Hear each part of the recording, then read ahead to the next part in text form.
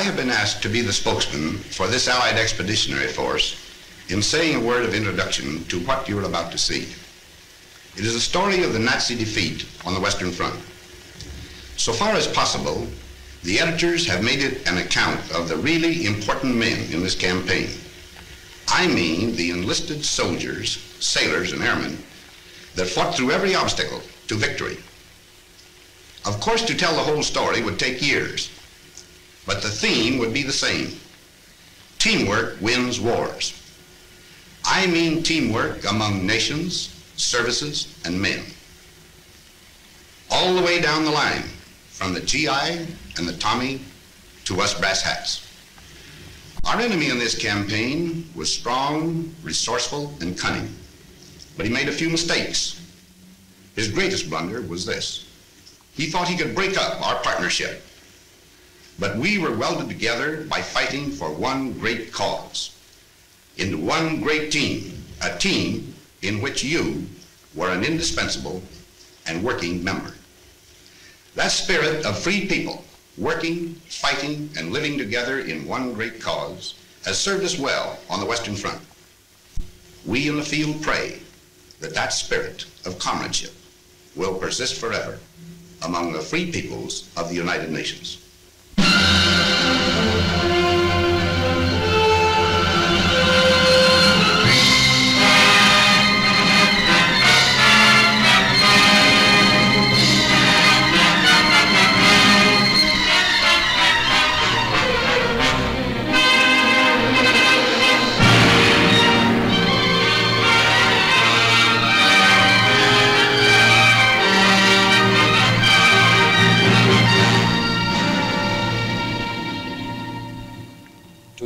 Now living in love and hope, who sense the future in the surrounding air, this testament is offered.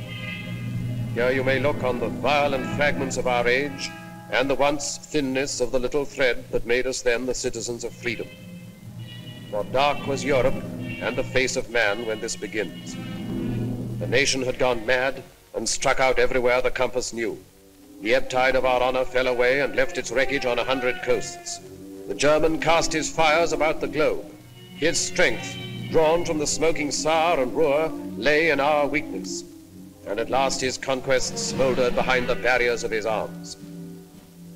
Along the channel where the sea strikes France stood the West Wall of concrete, stone, and steel to mock the frail hopes of the petty free. Wounded, hard-pressed, and wasted in our strength, almost like madmen then, we planned to breach the wall and smash the German spine. But where? We searched the coast of Europe like fierce eagles. Between low Flushing and deep-harbored Cherbourg, our eyes sought out the place of the assault. Exits and tidal range marked shallow Flushing off. Sand and the wind canceled the Belgian coast. The North Seine beaches were too small, and cliffs barred the approaches. Cotentin, too narrow. The Pas de Calais, heavily defended. It all resolved on Normandy, on Caen. There planes could land upon the carpet ground, the coast defenses were more light, and tides had a good range, and men were safe from winds. So on 5 miles of still unblooded sand, the fretful course of fate would be assailed by armored nations. Now our people bent to the construction of a steel array and took the builder's hammer in their hands. It seemed almost as though the sun stood still till our free peoples, full of rage and power, heaved through the air the ponderous spear of war. This is our people's story, in their words.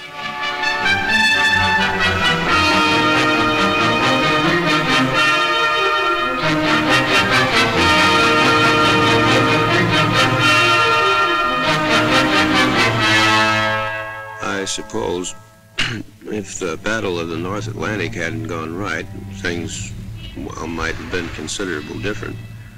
That was an ugly time for all of us. Merchant ships, naval escort, air patrol. I guess I had my share of bad luck. I lost 3 ships and some good friends.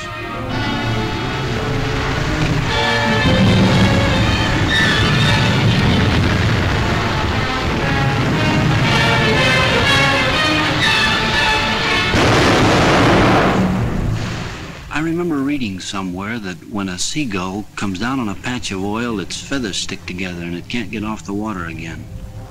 There must have been a lot of dead seagulls around the North Atlantic. Of course, we only saw it happening on the wall map, and yet it was, well, quite real.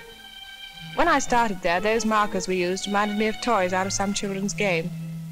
But soon they became U-boats and ships carrying cargoes, food and supplies and weapons, and men to use them. I remember coming over, the worst thing about the trip was you didn't know where you were going. Wherever it was, you'd be a stranger, and nobody likes that. That ship was loaded from stem to stern with sad sacks. Around the third day out, things got pally. Like the fella said, we're all in the same boat. The comic. Finally, we got to Liverpool. They had a band to play us in, an English Army band full of chimes. I'm Dreaming of a White Christmas, they played. To tell you the truth, it was pretty corny. But nobody said anything because, well, you know, it was a nice gesture. Funny thing. On the way over, you felt like you were the whole works. You couldn't help it. But then, all over the UK, you'd see things that made you begin to realize you were just part of a big proposition. All kinds of things.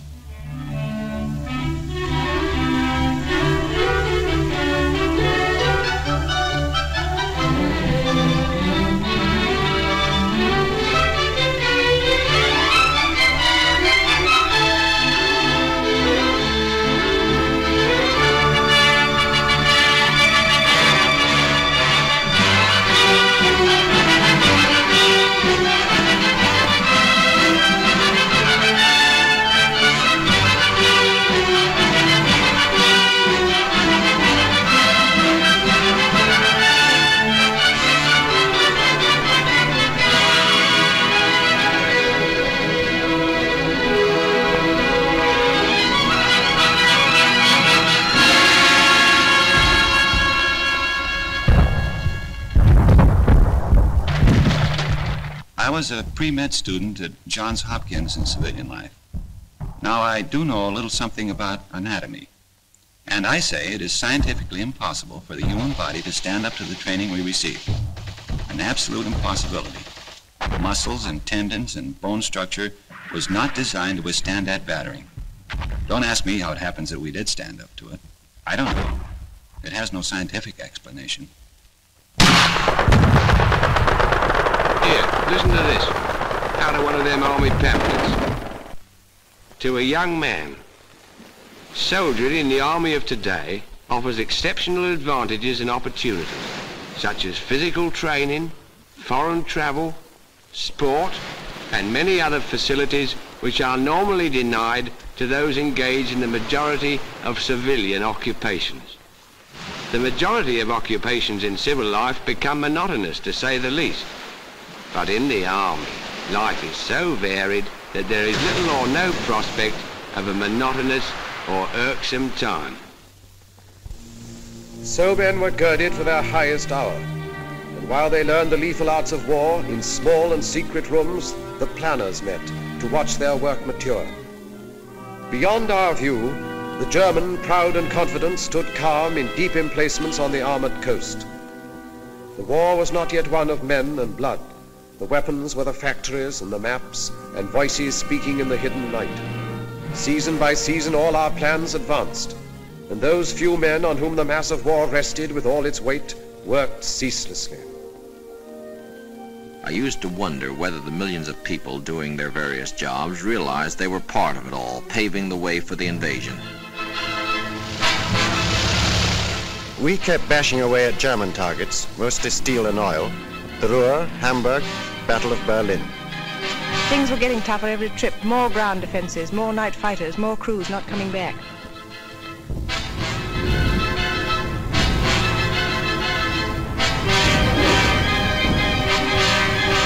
We got away early in the morning. Sometimes we'd see Lancasters coming back. A lot of times we'd stoke up the same targets they did. We beat up aircraft factories, too. It was a deluxe service, day and night, 24 hours a day. We dropped agents over France. Must be awful to risk your neck and have to keep it secret.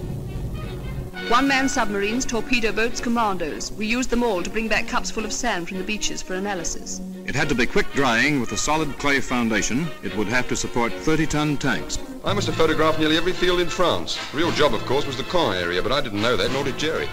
We dropped stuff to the Mackey, arms, ammunition, sabotage materials, and so on. Then went over ourselves and taught them how to use it. We built it to specification, but we hadn't the least idea what kind of a gadget it was.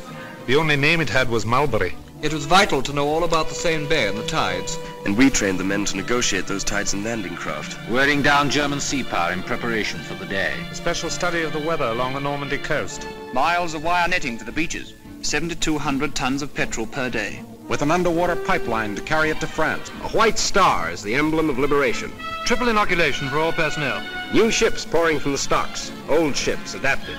Listening to the German radio output for fresh intelligence.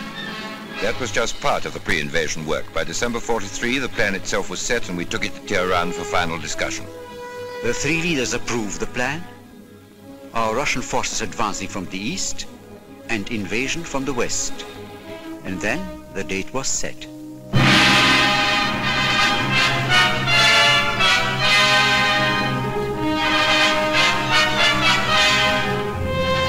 I assumed command at Chafe with the best all-round team for which a man could ask. Some had already been working for months in England. Others I brought with me from the Mediterranean. We adopted first a master plan, and then had to coordinate every last detail of the ground, sea, and air plans. While this was going on, we led off with an air show designed to make the landing points as soft as possible, to batter the German communications, and to make certain we'd have control of the air. It was quite a show. Those airmen did a magnificent job.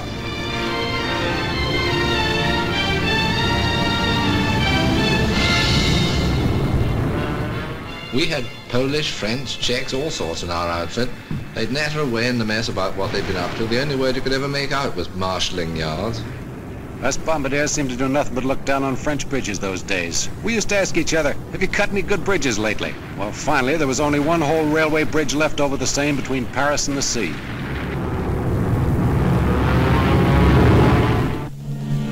Down in the late spring, through the wounded towns of England, moved the mass made by our patients.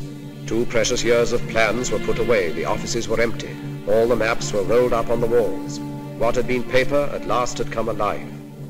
Across the channel, aware of our resolve, with cold contempt, alerted Germans stood beside their guns, and reinforcements rumbled from the Rhine. Their generals were prepared, their might was poised. They looked across the heaving sea and grinned. They would reap harvest of us on the beaches, and even death himself would stand amazed. Yet faint across the groaning of the sea came the thin thunder of a massive power. Drawn from the great free peoples of the earth, it gathered in the ancient ports of England to crowd upon the steel-encumbered ships.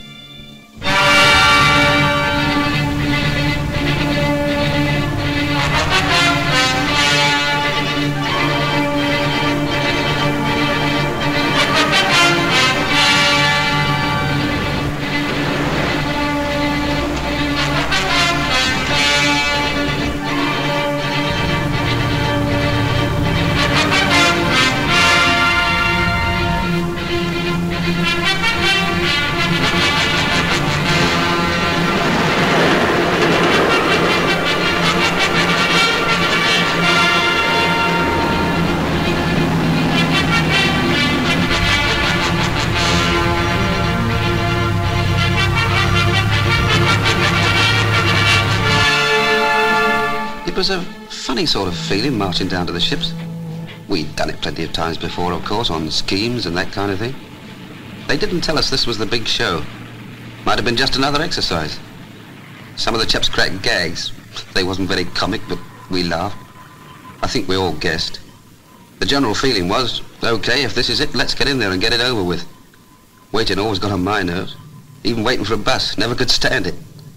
Well, after a bit, our ship found its place in the middle of all the rest of the stuff. And there we stayed, for days.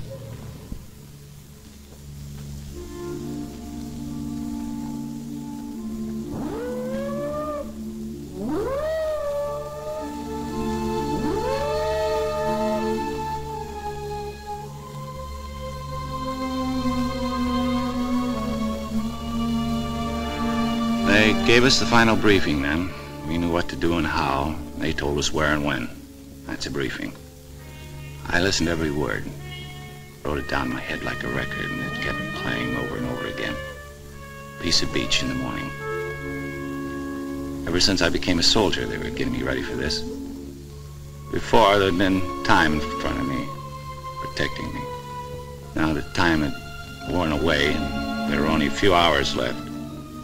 In the morning, I'd have to face it. I tried to imagine how much fear I would have, you know, if it would keep me from doing my job. I suppose everybody else was wondering the same thing.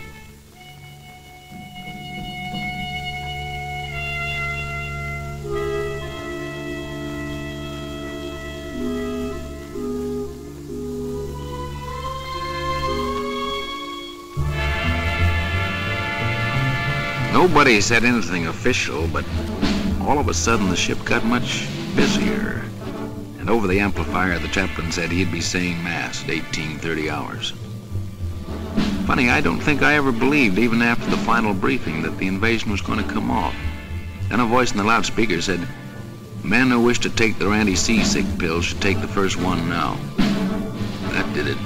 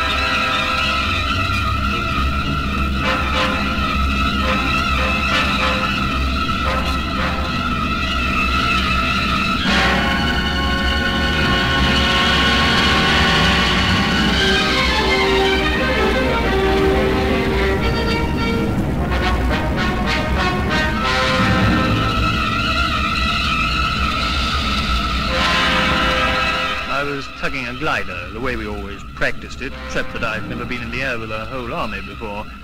3 airborne divisions, the 6th British and 82nd and 101st American. Just before the glider pilot cast off over the landing zone, I wished him good luck over the radio.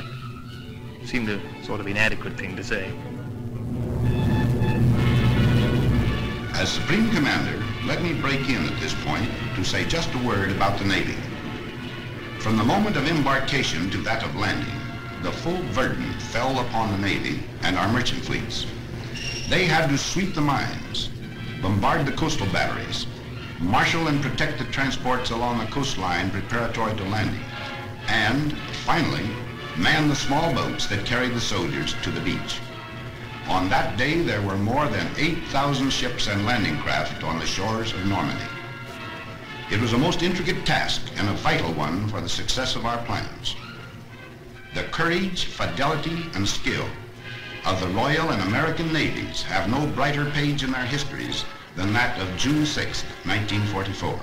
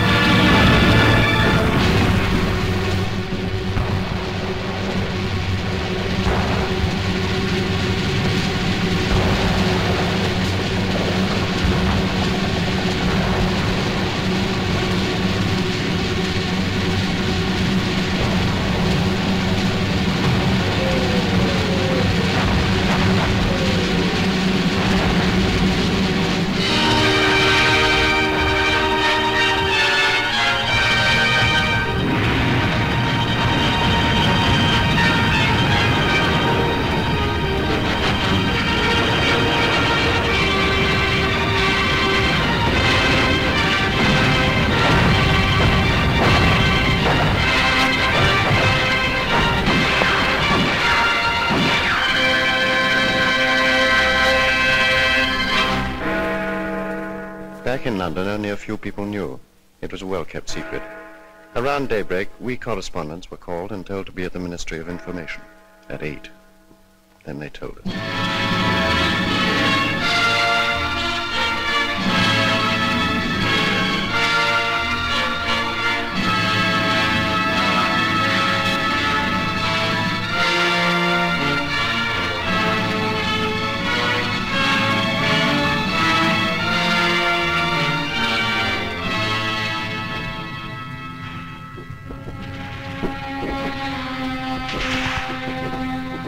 They called our beach Omaha.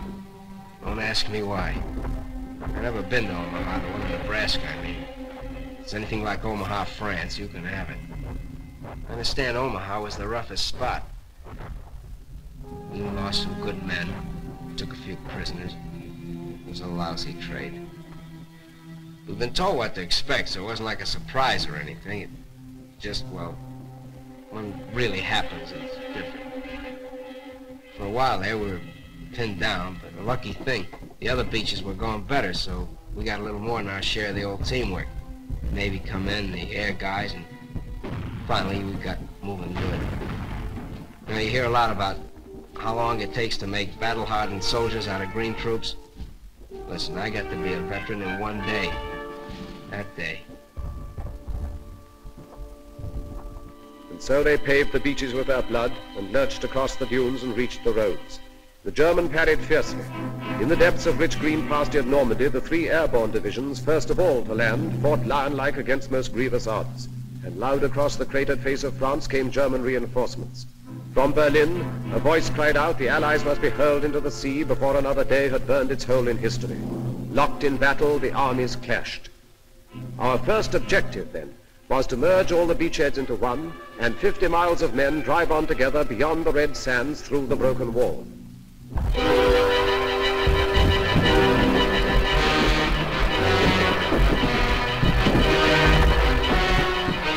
Where I was, it wasn't too bad getting ashore. After that it started. We had to fight for every bloody field. It was the same each time. Crawl on your belly, keeping your backside down like you'd been told, chuck in a few hand grenades, then rush them. Sometimes they killed us, but we were killing more of them. The trickiest part was the farms. They were regular little jerry fortresses. If we couldn't manage them on our own, then we'd have to wait while the company commander called back for artillery support. The Navy was still with us too, chucking in shells ahead of us. In 3 days we advanced 7 miles. Then we were told to stand fast and dig in. Next morning we heard the news. We got it from the BBC. It sounded great. We'd joined up all along the bridgehead. There was a solid line, 45 miles of it. We'd got a foothold. We were in.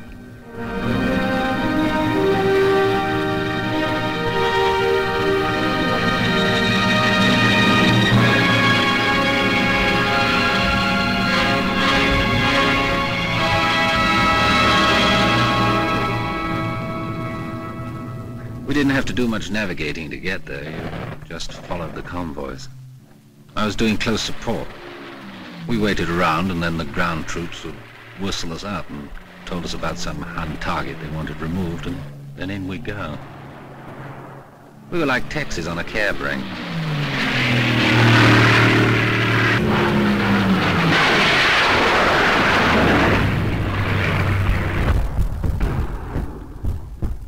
There's something nice about a beach, any beach. You think of a beach, and chances are you'll remember something nice. Like a party or a picnic. Pals from the old days. Girls in bathing suits. But the one I worked, Utah, looked more like a freight yard once we got going.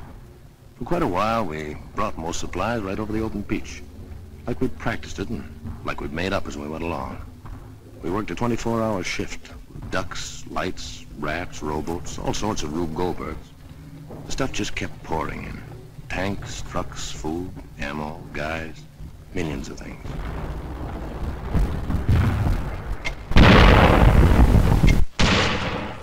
We didn't think we'd spend 15 days in the same field outside Corinth, with the wood behind us and the Germans in another wood half a mile in front of us, and a little empty valley in between, each side mortaring each other all the time. Just meant you had to live in a slit trench. You got into a routine. You know, stand through from 4:30 to 5:30, and 2 hours wait for breakfast. Came up fairly hot. Tinned bacon or sausage, tea, and of course biscuits. We've been living on compo food since D-Day. It was good food, but, well, you know, you got tired of it. I'd have given a lot for a slice of fresh bread and butter or a cup of fresh tea. 15 days is a long time to stay in one place and be mortared. You get so you think everyone's coming straight for you.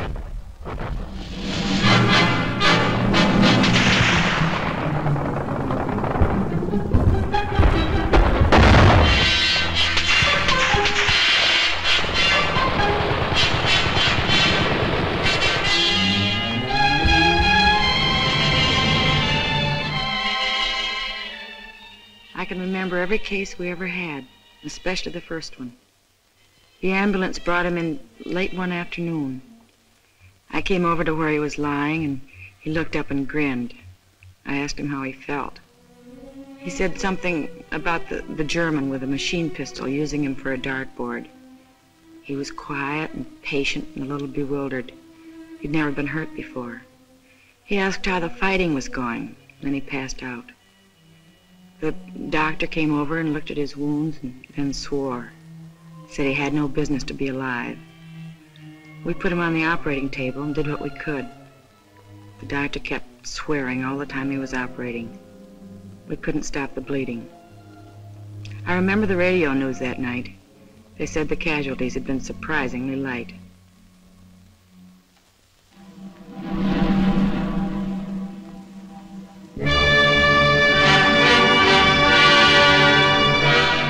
They said the whole thing was dear old Winston's idea. A collapsible prefabricated harbour with everything on it except a naffy. Well, I wouldn't put it past him. It's the sort of idea he would have. Worked in the end. Mulberry, they called it. Well, I felt pretty good about it because I'd watched it grow right from the sinking of the first ships for the outer breakwater. And further along to the west, the Yanks had brought one over too. Then on D+13, I think it was, an onshore wind started up. Not much at first, but it got worse. And unloading onto the open beaches got very tricky. We heard that over on the Yank section, the other harbour had been put right out of action. And when the wind dropped, old Mulberry looked pretty sick. And up to that time, it was the only bleeding harbour we had. At the green tip of Normandy, the town of Cherbourg lay, a harbour for supplies. Our need for ports was vital as our breath. The German knew our lack and swiftly drew his forces into tight defensive groups so to contest the issue. All our plans turned upon Cherbourg. All our strategy waited upon its empty docks and piers. So the Americans, sent all across Normandy to the coast, swung toward the north, impatient for the port. Through hedge and field they carved their heavy way.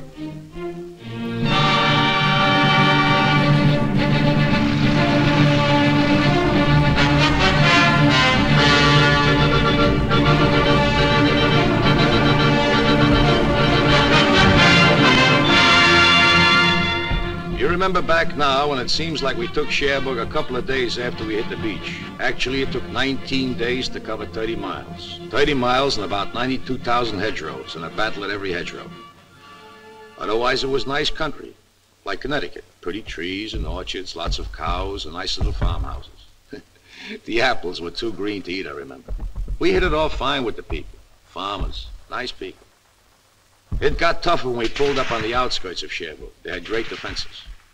Then the artillery really carried the ball. For 3 days we sucked it to them.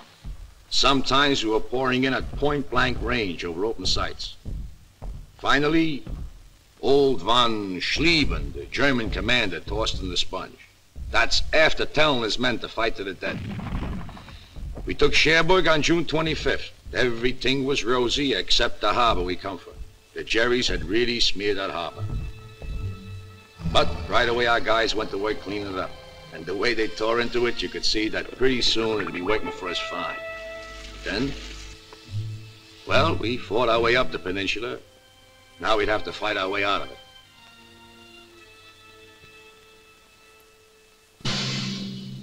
And everywhere inside France, we men of the Maquis were fighting too.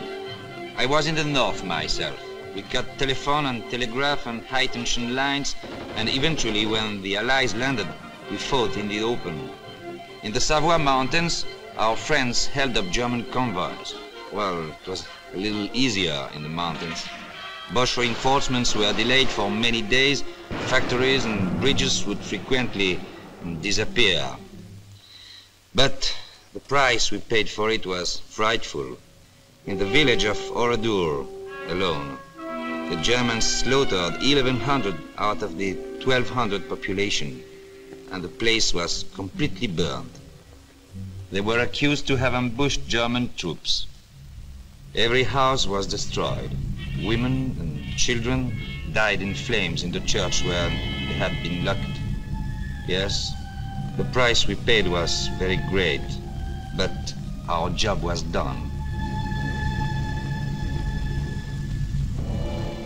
Caen is a town through which the easy Orne ripples its slow way to the waiting sea, capital of Normandy, and here the British struck a stone wall of Germans. This was no Cherbourg advance, a knife thrust through the fields, but rather was the grinding of a drill, inch by inch forward. Here it was the German feared a quick breakthrough to the River Seine, and here it was he massed his army's best, 10 of the 12 divisions of his armor, paratroops, SS men, the young, the cruel, against the veterans of Alamein. We wanted him to fight here and to hold the battered ground, because the future plans depended on him standing where he was. At Caen, the dust was diamonds. Every foot of ground was priceless, for by midmost summer, Caen was to be the pivot of the war.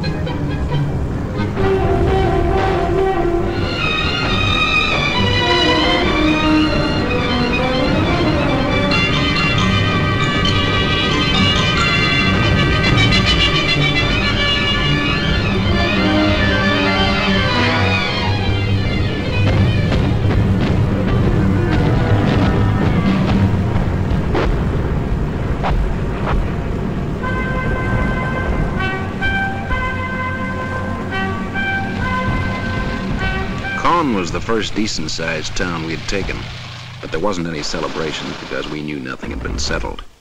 Jerry was as strong as ever. One of the men said, "God, are we going to have to go right across the world doing this to beat them?" Because most of Caen was dust, just plain dust. I wondered what Hamilton back home in Canada would look like after a beating like that. Well, anyway, our tanks and the British started massing and moved south out of the city. We knew there was a big do coming up.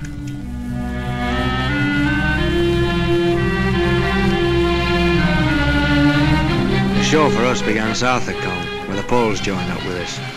When we began moving forward, I heard a lot of the lads say Rommel's on the run. But I'd been at Alamein, I knew he wasn't on the run. And I was right. There was nothing lovely about the battle south of Caen. No pincer movements, no outflanking, no nothing like that. Just an hard, bitter, bloody slogging match. We had to stay there and give as good as we got, even if we couldn't give better.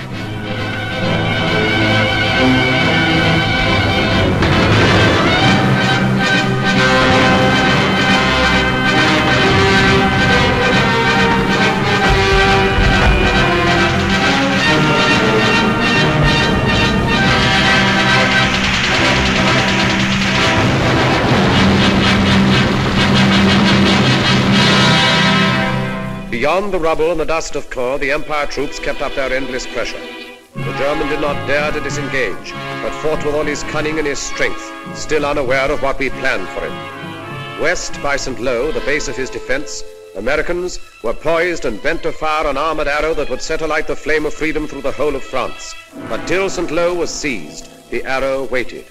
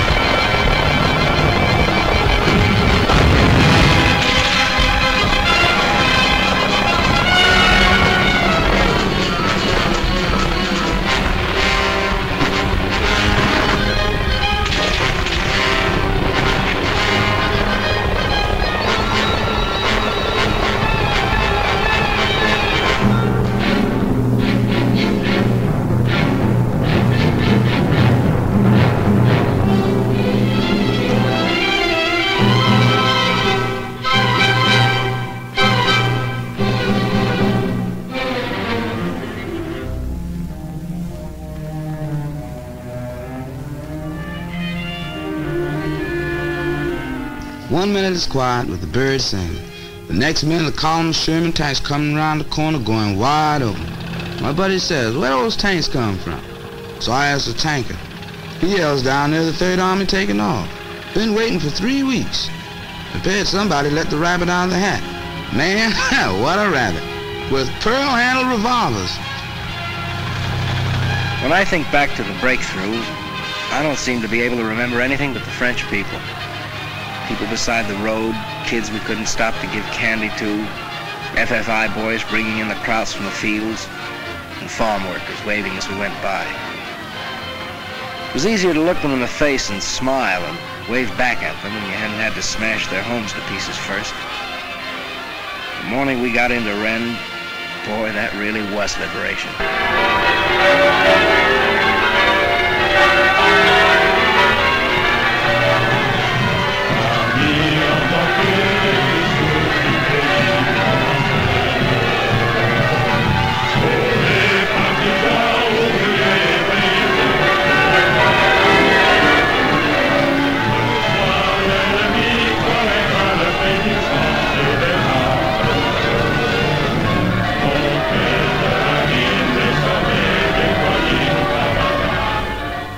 At Rennes, American armor planned to drive east and northeast, and thus surround and take the German corps divisions in the rear.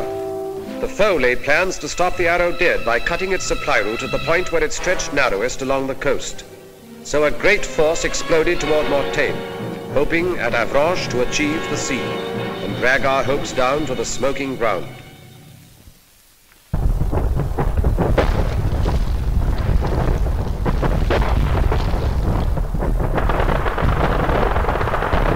There's a lot of places I'd rather talk about than Mortain. That's where I got hit. We've been going great up to there.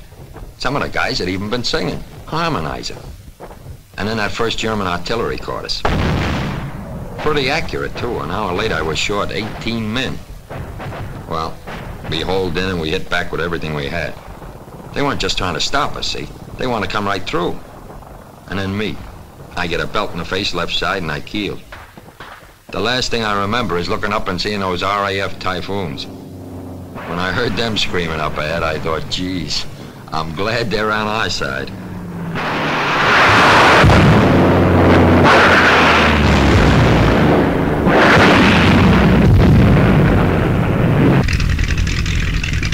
I was sitting in front of the intelligence office doing a bit of sunbathing when headquarters came through saying the area northwest of Mortain was packed with German armor heading west. Well, that started it. For 6 hours, the wing kept it up absolutely non-stop. Take off, attack, land, refuel, rearm, and take off again. It was the same on every airfield in Normandy. The only briefing I gave the chaps was, well, you know where they are. And the only interrogation when they got back was, well, how many did you get?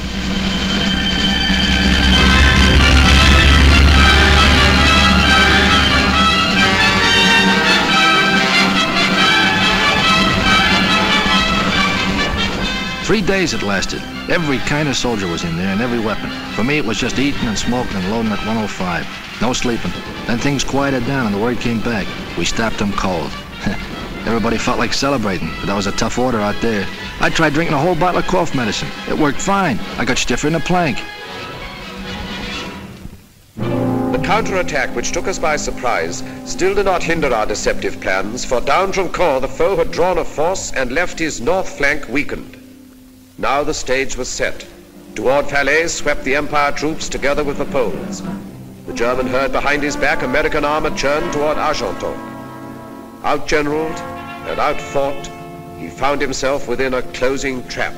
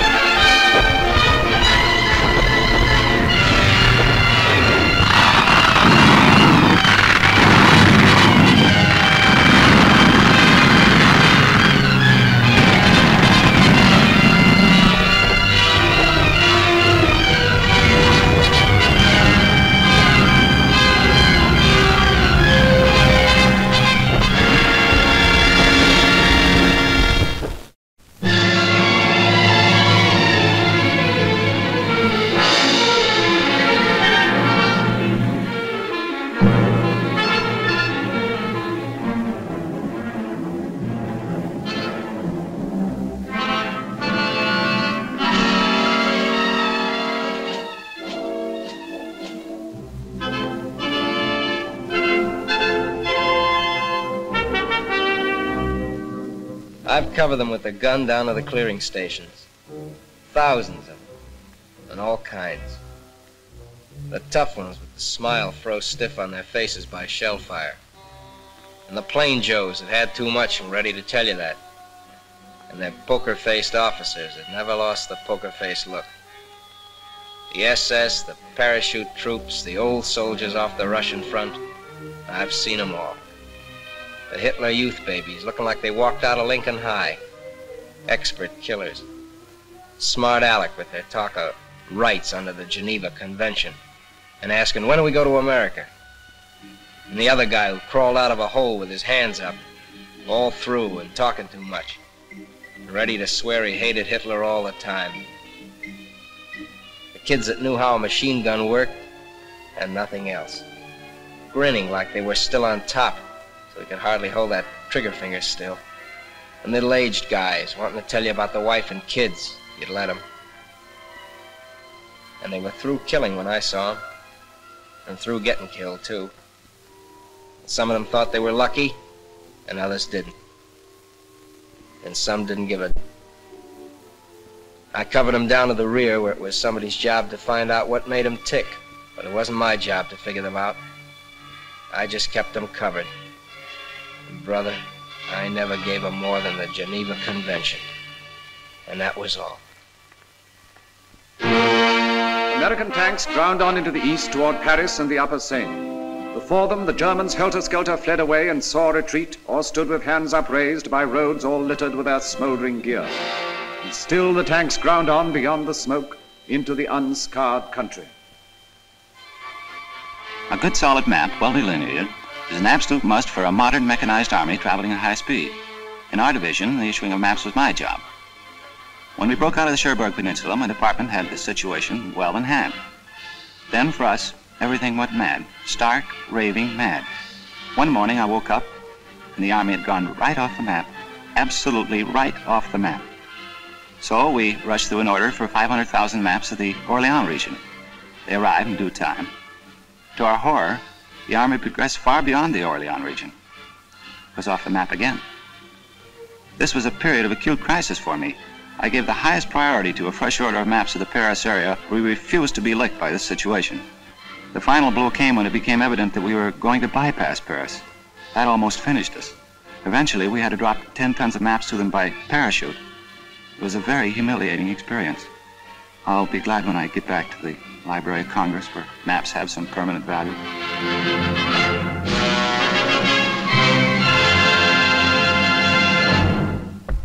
While the Allies were fighting near Paris, we French soldiers of the Leclerc Division were fighting in the Normandy fields. And suddenly an order came. Go to Paris, it said, and take it. The Allies, after having equipped our division with tanks, guns, rifles, lorries, and jeeps, that night decided to give us Paris, too. So at 4 o'clock in the morning, the division starts rushing on the roads, and in the sky, on the right, on the left, everywhere, the American Air Force protects our trip. What a trip. 250 kilometers in one day. I think I'll tell it all the time to my grandchildren and bore them with it until I die. At the beginning of August, we in Paris were seized by rumors. What could be confirmed was towards the middle of the month, the Germans started to leave the city. Yes, those were the same Germans who had signed 25-year leases on their apartments. Then, on the 14th, our police went on strike. The next day, the Gestapo left. That was the day, too, when a police car opened fire on a German detachment on the Place de la Concorde and began the battle for the city. After that, it seemed the French flag was hanging from every window. All the flags were made of curtains, old dresses, rags, everything, it didn't matter. 4 days later, we heard shouting coming from the Hotel de Ville. We started running. Me, my husband, everyone in our house. As we ran, people were screaming. The French army had arrived. When we got to the Place de l'Hôtel de Ville, we saw it was true. I kissed my husband because he was crying. funnier. We began to realize how unhappy we had been for 4 years and how lucky we were to be alive on this August evening.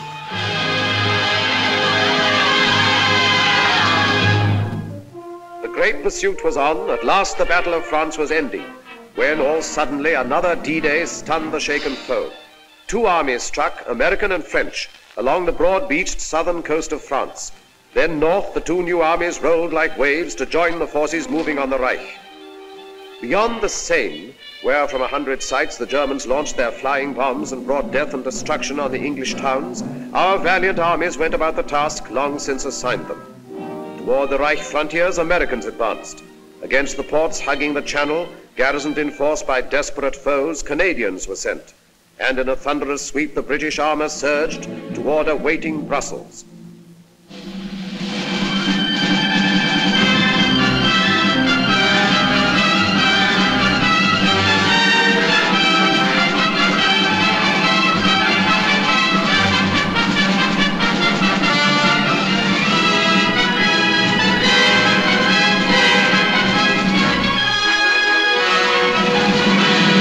The people of Brussels laughed and cried and threw flowers in the tank and said, "Goodbye, Tommy," when they meant to say hello. Man, they were happy. I suppose they were no longer afraid.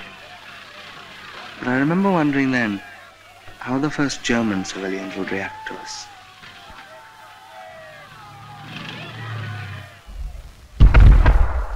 I remember one day we were coming across a big flat field. Didn't look like nothing special. I hopped a barbed wire fence and a guy says to me, "Guess what?" So I says, "What?" So he says, "You're in Germany. There's a sign over there says." Then like a dope I thought, well, it won't be long now. I won a quid over the fall of Paris and 10 bob on Brussels. And I had a fiver on it being over by October the 1st. I remember the point system for getting out of the Army came out about this time. I began to think of that great chalk-striped double-breasted suit in the mothballs. I was in the 7th Army coming up from the south of France. One day a lieutenant said, "Take a ride with me. I got some prisoners for you to guard." "How many?" I says. "About 20,000, he said. A whole German division had surrendered." We Canadians were advancing in the north, and one day we came across a thing I'd never seen before. I guess it's a flying bomb sight, the officer says. Well, that really made me feel good. The prisoner told us the newest Jerry gag. If an aircraft shows up white, it's American. If it shows up dark, it's British. And if it never shows up, it's the Luftwaffe. Every time they sent me along to set up a forward switchboard and I got my earphones on, I found out that the rear switchboard had leapfrogged 5 miles ahead. I wrote to the old man in St. Louis. He owns a men's store. I told him he'd better cut prices on GI neckties and socks if he didn't want to be stuck with a lot of military apparel. Someone asked the sergeant major what he thought the chances were for a spot of leave. "Don't you worry about leave, lads," he says. "We've got the Japs to finish yet." Regular soldier, of course. Keen. It was a terrific feeling crossing the German border. We were sure nothing could stop us.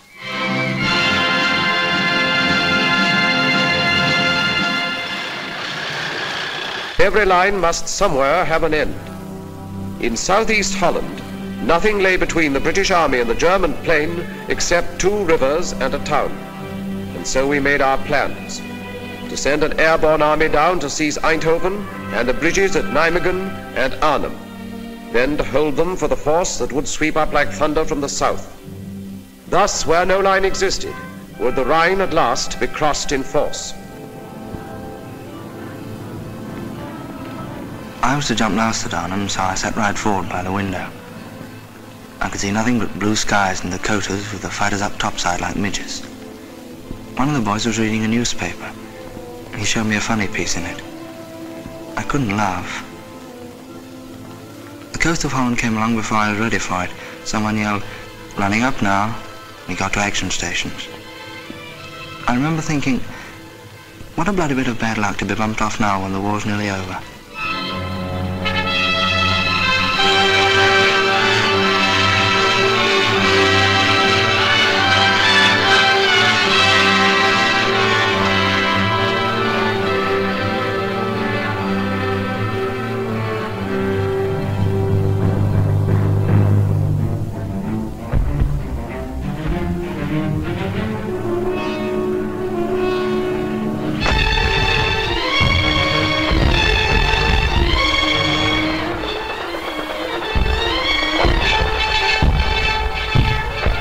The lineys drop it on them, and we come down and go to a place called Eindhoven, Holland.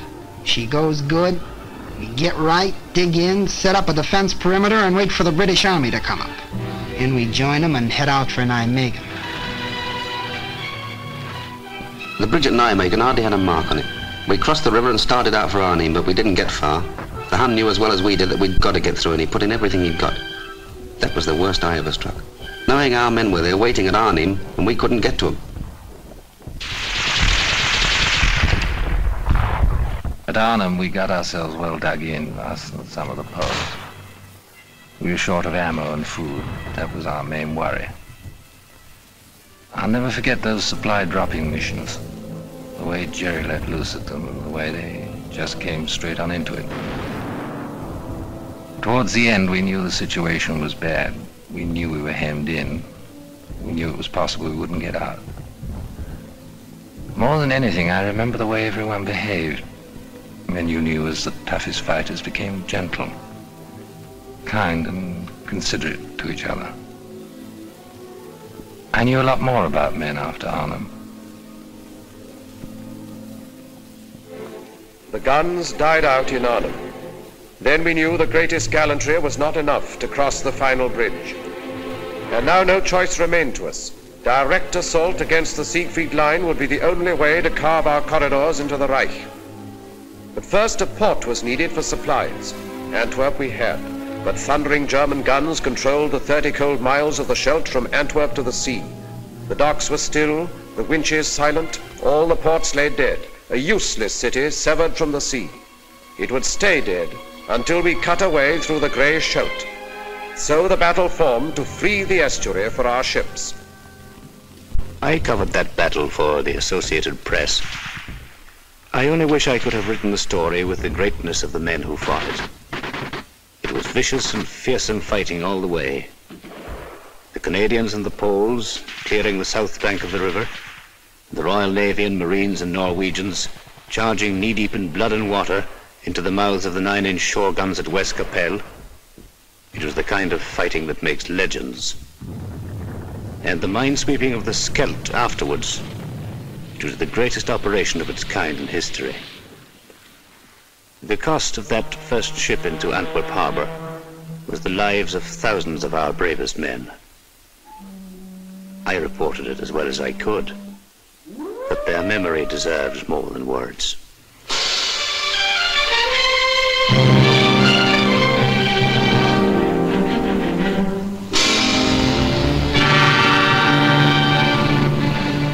I was hauling on the first convoy out of Antwerp.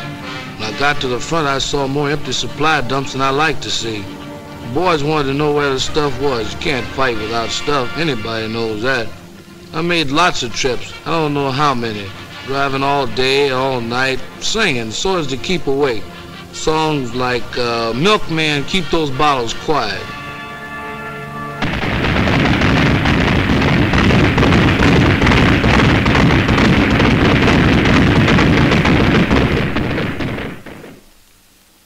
My job was to see to it that they had a new toothbrush and a cot, maybe a book to read when they came over from the east bank to the west bank of the Moselle for a little rest. We brought them over one company at a time because that was all the regiment could spare from the line at any one time. Somebody had tapped them on the shoulder and said, "All right, boy, you're going back across the river for 24 hours rest." And here they were, where they could rest. They just couldn't believe it. Here they were for just 24 hours without war. Everything was down to essentials, counted out like dollar bills through a teller's window. One night's sleep, one day's hot meals, one clean change of underwear, one clean pair of pants, one shave, one hot shower, one movie. I used to wonder what was the best of that day. Was it the chance for them to write home, a hot shower, or that long-legged girl on the screen? Whatever it was, all of it was over by morning.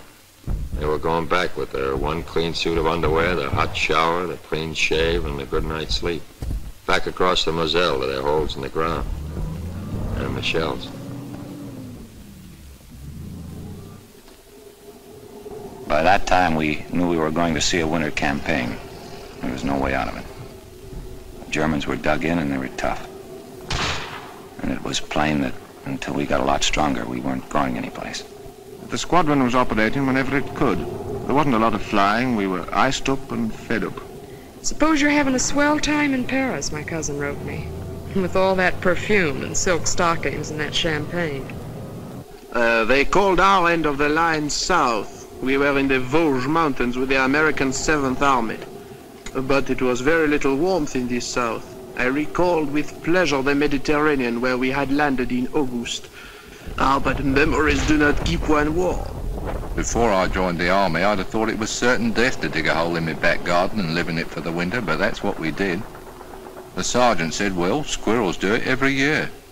Yes, I thought, but they don't man machine guns as well. There was no heating in our Brussels office. I put on so much under my uniform, they called me the bundle from Britain. I never smoked before, but pretty soon I found myself smoking as high as a pack a day. I worried about that old law of percentages. My company was melting away. You'd look up one day and be fighting alongside a stranger. It was a lonesome feeling.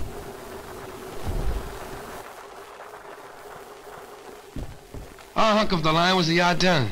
Pretty quiet. A lot of outfits had gone up north. I started a million latrinagrams about the where and when of our offensive. Then one day I'm standing guard and these shells start. I thought for a minute this was it. Till I realized these shells weren't outgoings, brother. They were incomings. Next thing I knew, German tanks. It was an offensive, all right, but it was going the wrong way.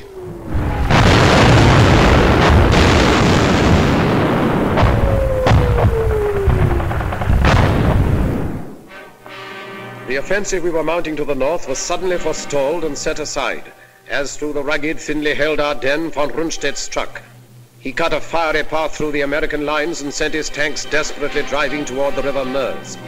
A night of fog and pale December frost saw the beginning, none foresaw the end.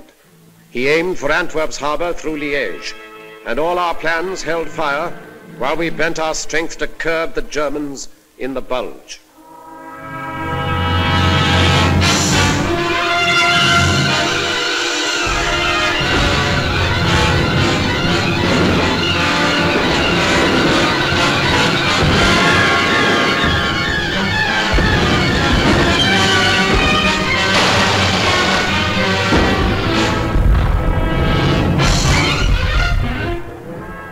One night I was a replacement in England playing shove halfpenny in a pub.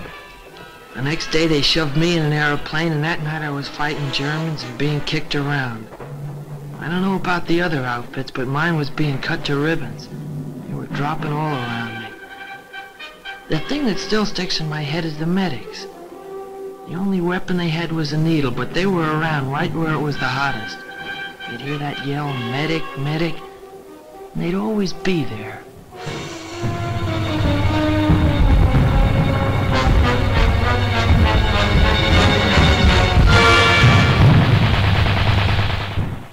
Our whole division got a presidential citation for what happened up at Bastogne. Even me, just a cook. I'll never forget that old lieutenant running into the field kitchen and hollering at me if I had any idea how to operate a bazooka. I said no, and he said, well, you're going to learn now, son. I did, and I'll be doggone if in the first shot out the barrel I didn't get me a Jerry tank. Got interviewed later by Stars and Stripes. They said it was a crackerjack story. I tell it at the drop of a hat. We've been up north where things were a bit static, so we were quite glad to be moved down to the top side of this bulge. Coming down through Belgium, we noticed how scared some of the civilians looked. Natural, I suppose. We were held in reserve for a week, and then they sent us into action. On account of the fog, we couldn't get any air coordination. You sure miss it bad when you've gotten used to it all the way since D-Day. And then on December 24th, like a Christmas present, that sun come up, and after a while we was giving him the old 1-2 again.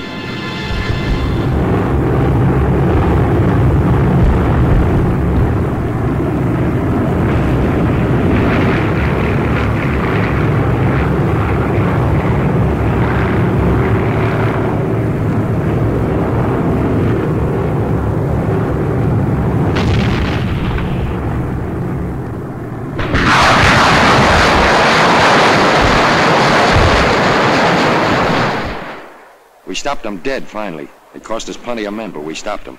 and we started moving ahead again. The rest of us.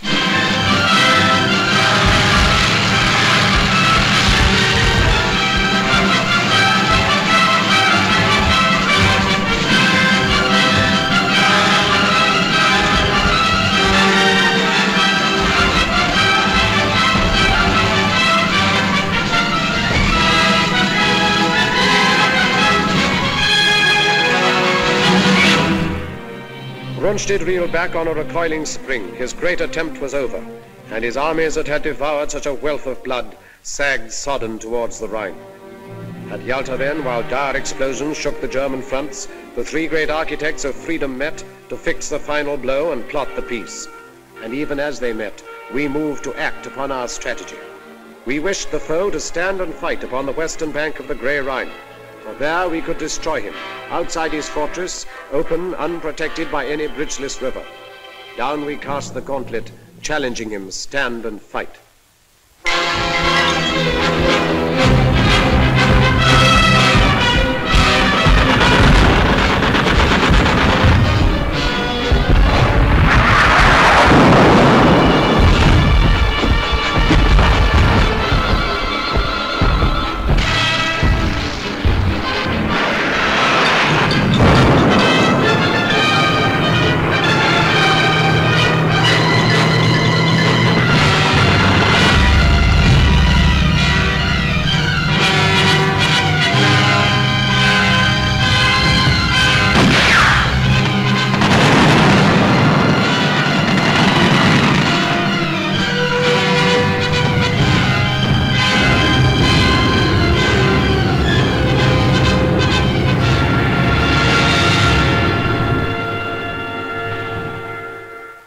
Attacking the north of the Canadians, round about the Reichswald forest and the Dutch frontier area.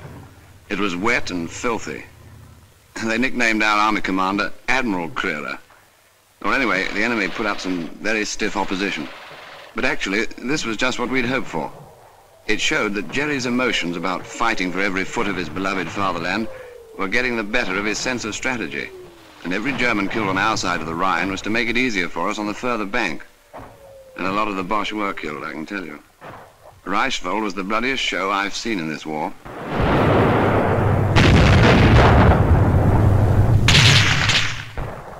It was one of a push. The captain told me 8 divisions. He usually knows. He follows things like that. I was with the outfit that took Mönchengladbach, I think you say it.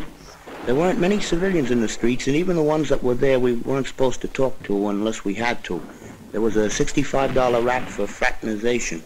I wonder how they happened to figure out that number. I mean, why 65? We could see the Cologne Cathedral a long time before we got there. That tower was our objective. It was on the Rhine River. We went fast, and by the time we got in the town, there wasn't too much fight left in it. Cologne was mangled, all right, but there were still a few buildings standing. I was sorry. I thought of those French cities, flattened. Anyway, we got our objective. Now we had to cross that river. I thought they must be very short of men when they put us sailors into battle dress, lugged the assault boats on the trucks and sent us across Belgium by road. We talk about silent service. I'd never been sick at sea, but I was sick as a dog on the road. When we reached our destination, I was feeling lousy, longing for a breath of sea air, and found the whole bloody landscape under a stinking smoke screen. Like London it was. The next day we got up to the Rhine. It was good to get a glimpse of the water again.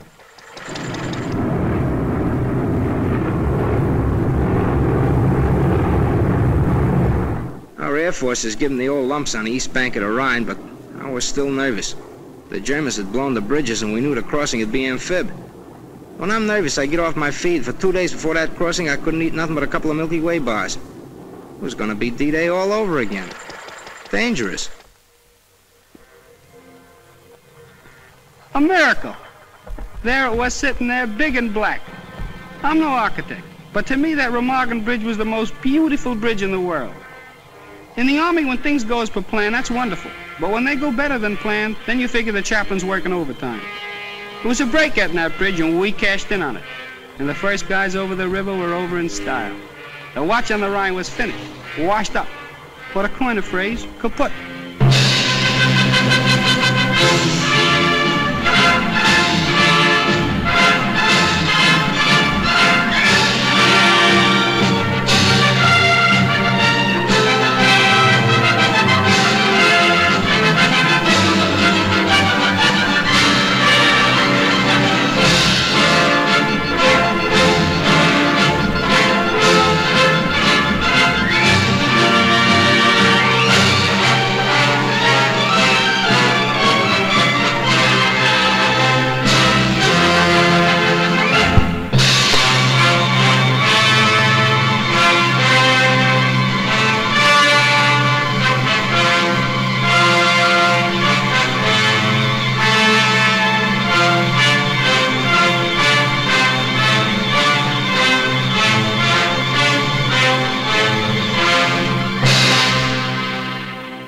got across okay and everything was going fine. But suddenly I gets detailed to guard some German prisoners.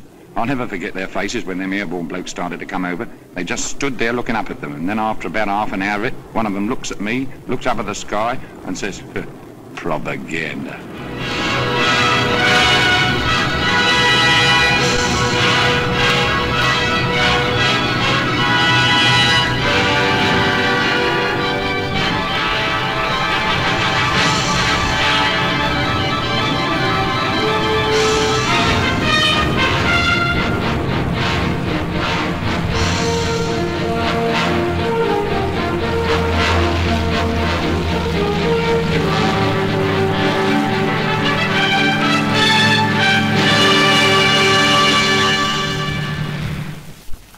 Ruhr Pocket was the first big objective across the Rhine.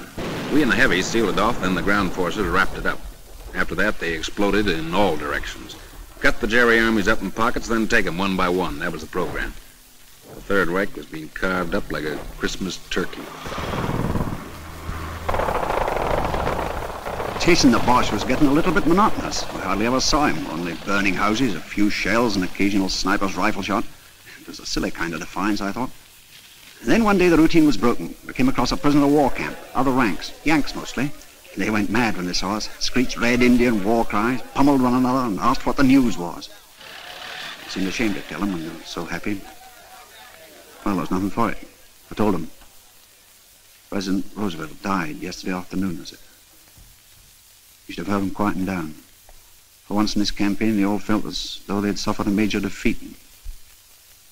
I'd have liked to have stayed there, talking to them, trying to cheer them up, but we had no time to lose. Jerry only had a few hundred square miles of earth left to scorch. Our job was either to hurry him up or scorch it for him. We were in the home stretch, cutting deeper all the time, when we ran into these displaced persons, slave workers. They were sick, hungry, from all over Europe. The roads were jammed with them, but they kept out of the way and didn't give us any trouble. Like a fella said, there's a lot more than town's going to have to be reconstructed. I wondered what was up when all our AMC personnel in our lot down to stretcher bearers were urgently called for. I soon found out we'd taken the Belsen concentration camp. Well, I'm not squeamish. I've seen amputations, operations, deaths long before I went to the army in '41. I was a warden. I lost count of all the arms and legs I pulled out of the wreckage down in Croydon and got quite used to it. But this was different, very different. I don't know any words big enough to make you understand what we all felt. All I can say, and I'm proud of this, is that I had to fall out and be quickly sick in the courtyard. As I say, I'm not squeamish, but, well, I'm human and thank God for it. The government sent a few of us congressmen over to see those camps, and if there's anybody left who wonders if this war was worth fighting, well, I wish they could have been along. There it was, right in front of us, fascism and what it's bound to lead to wherever it crops up. I talked to some of the prisoners, the ones that had the strength to talk. Their offenses were the usual Nazi crimes, you know, wrong religion, or wrong race, belonging to a union, or the wrong political party. In Germany, it led to over 400 camps, like the ones I saw. It was the worst thing I ever saw in my life, and I wouldn't have missed it for anything.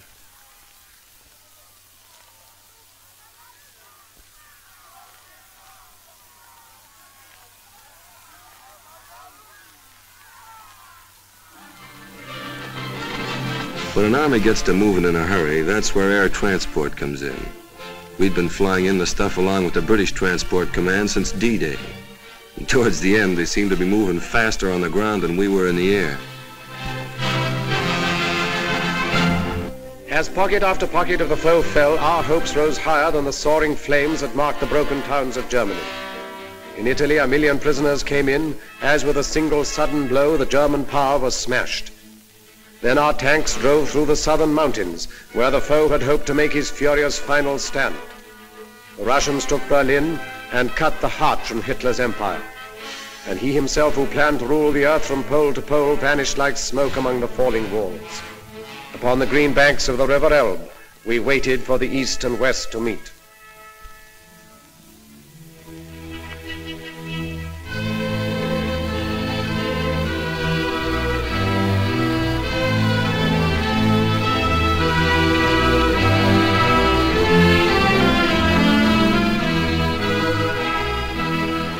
We linked up with the Ruskies at the Elbe River.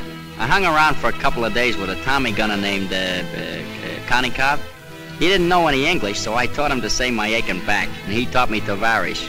That means comrade. We drank toast to Lend-Lease and had a million laughs. Then old Konikov found an interpreter and gives a toast to the great American soldier. That stopped me. We did all right, but I don't like to think where we'd have been without them.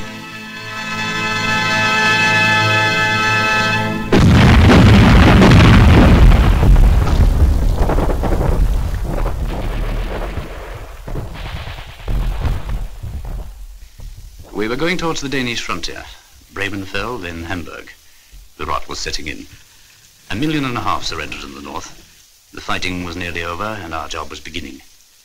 We'd been training a long time for the administration of Germany, and we were prepared for plenty of trouble. Sabotage, passive resistance, or perhaps something more violent.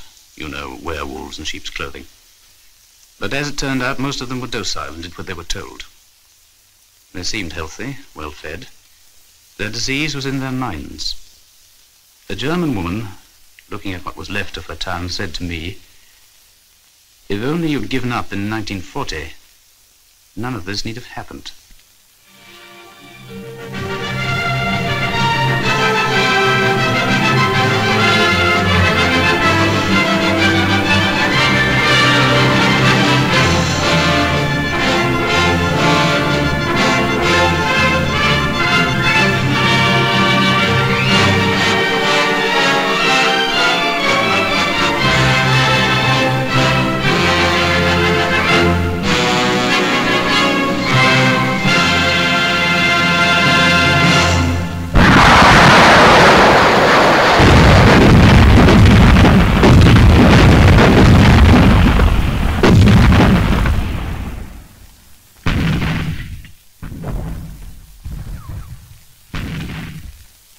At 1 minute after midnight, May the 9th, 1945, the guns stopped. D plus 337. Now it starts. All the arguments about who won the war. Well, here's what I say. That no country on earth could have won it alone. So what does that mean? That anybody who wants to take a bow by himself is not only boasting, but nuts. I spent 4 years in the infantry, and I saw my share. During that time, I only met 3 men that liked to fight, and they were a little cracked. But it had to be done. Now that it's over, I feel good, except for one thing. All this talk about World War III. These big pessimists that talk so easy about another war just didn't see this one, or enough of it. We watched them bringing in some high-up prisoners, quite ready to be friendly, some of them. I was thinking of fellas I'd known who'd bought it. Crashed, shot down, missing. Right through from the Battle of Britain. I remembered their faces, or some joke they'd played, or maybe just the way they laughed or something. There seemed to be such a lot of them, I remembered.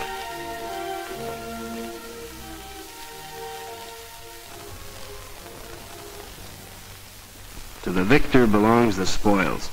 That's what they say. Well, what are the spoils? Only this. A chance to build a free world, better than before. Maybe the last chance. Remember that.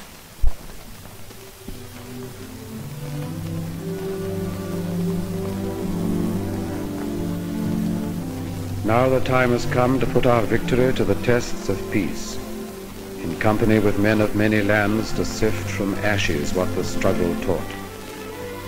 In the rebuilding of a broken earth, may we keep in our hearts this ancient prayer. O Lord God, when thou givest to thy servants to endeavor any great matter, grant to us also to know that it is not the beginning, but the continuing of the same until it be thoroughly finished, which yieldeth the true glory.